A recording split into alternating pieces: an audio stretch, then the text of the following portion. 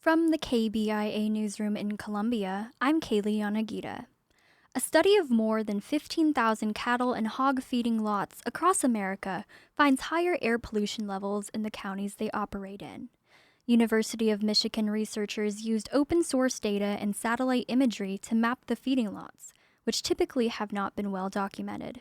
The study shows counties with feeding lots tend to have higher levels of a pollutant called PM 2.5.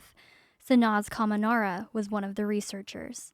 There is no safe level of PM 2.5, and PM 2.5 actually is linked to asthma, cancer, leukemia, cardiovascular diseases. In a statement, the Michigan Farm Bureau says the study itself points out that correlation does not always imply causation. And the construction on US 54 in Jefferson City for bridge rehabilitation work finished ahead of schedule Wednesday. Crews narrowed US 54 over Missouri Boulevard to one lane in each direction in July, and another portion of the road was narrowed in each direction in May.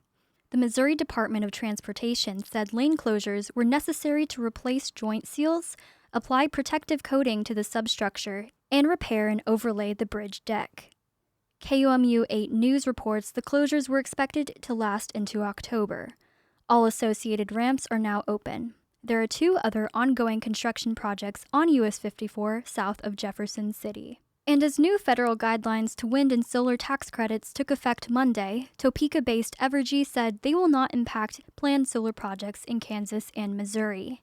The Missouri Independent reports President Trump's massive tax and spending bill passed in July limited tax credits for green energy projects, such as Evergy's two solar farms that received regulatory approval from the Kansas Corporation Commission. The U.S. Treasury Department subsequently published its own interpretation of the bill, which outlines the deadlines for beginning construction.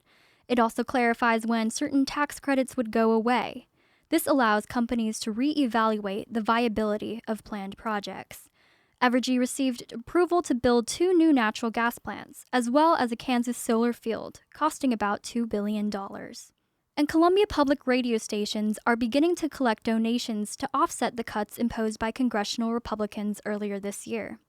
One of them, KOPN, is expected to lose about $250,000 over the next 2 years. The Columbia Missourian reports KOPN recently held a fund drive that raised $47,000, which executives say is its most successful campaign in recent history, even though it only accounts for about a fifth of what it lost. Across the country, public radio stations rely on individual donations as their biggest source of funding. I'm Kaylee Yanagita, KBIA News, Columbia.